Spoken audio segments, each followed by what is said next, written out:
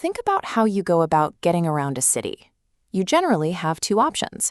You can wait at a stop for a vehicle running a set route, or you can hail a private ride. Moving goods across the ocean works exactly the same way. If a factory needs to ship a standard metal container of electronics, they book space on what the maritime industry calls a liner. Liners are the buses of the sea. They run on strict, publicly announced schedules, stopping at specific ports no matter what. But what if your cargo doesn't fit in a standard box? Then you need what the industry calls a tramp. These vessels are the taxis of the sea. They roam the globe without fixed schedules, going wherever the work takes them, and there is a lot of work. The three largest traded commodities in the world by volume are iron ore, coal, and agricultural grains. You cannot stuff 10,000 tons of loose wheat into a standard shipping container and wait for the bus. To move mountains of loose material, you need to hire the entire vehicle for a dedicated ride. This creates the need for chartering. It is a massive, hidden rental market that ensures global industries get the raw materials they need without requiring every mining or farming company to purchase their own private fleet of ocean-going ships. This matrix shows how the ship rental market is organized. On one axis is day-to-day control, on the other, operating costs. Down in the bottom corner is the most basic tier, the voyage charter. This is exactly like calling a cab. The renter pays a single freight fee to move cargo from point A to point B. The owner of the ship takes care of everything else. They provide the multi-million-dollar vehicle, they buy the fuel, they hire the crew, and cover all the maintenance. But there is a catch. When a taxi arrives, you can't make the driver wait outside all day while you pack. In a voyage charter, the renter gets a strict time limit to load their cargo. The industry calls this allowed window, laytime. If you take too long to load your coal, a penalty clock starts ticking. Those late fees are called demurrage. Finish early, though, and the ship owner might actually pay you a reward bonus for giving them their ship back sooner, which is known as dispatch.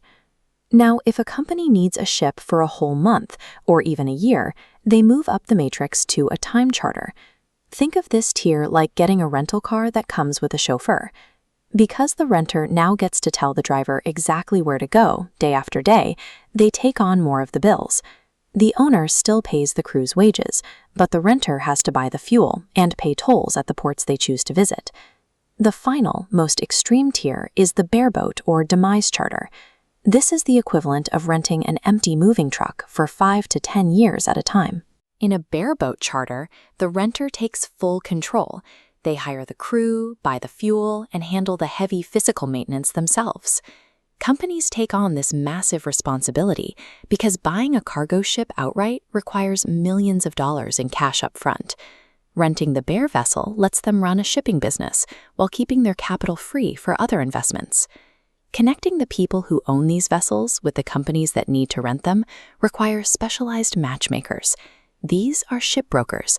They act as high-end travel agents for the maritime world. A power plant on one side of the world might urgently need a vessel to move 80,000 tons of coal.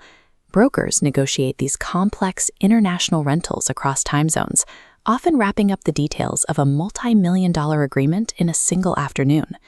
Because there's rarely time to fly lawyers across the world to sign paper contracts, deals are frequently secured on a virtual handshake. This is a stage brokers call fixed subject to details, meaning the main price is agreed upon immediately, leaving legal points to be polished later. While loading dry iron ore is relatively straightforward, transporting crude oil introduces a whole set of volatile physical challenges. For one, the timeline speeds up drastically. Modern tanker pumps are designed to push their entire liquid payload out of the ship in just 72 hours. Because oil demand shifts so rapidly, a tanker's destination might change several times while it's still at sea. To avoid recalculating the price for every possible new port, the industry uses a standard global index called world scale as a shared mathematical baseline for every contract. And the physical risks of the offload are severe. If you quickly pump massive amounts of heavy oil out of a sealed steel container, you leave behind empty space, which creates a massive internal vacuum.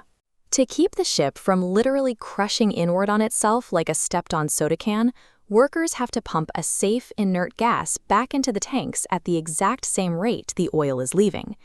Because these operations are already pushed to their absolute physical limits, Oil tankers rarely bother with those early finished dispatch bonuses we saw in dry cargo.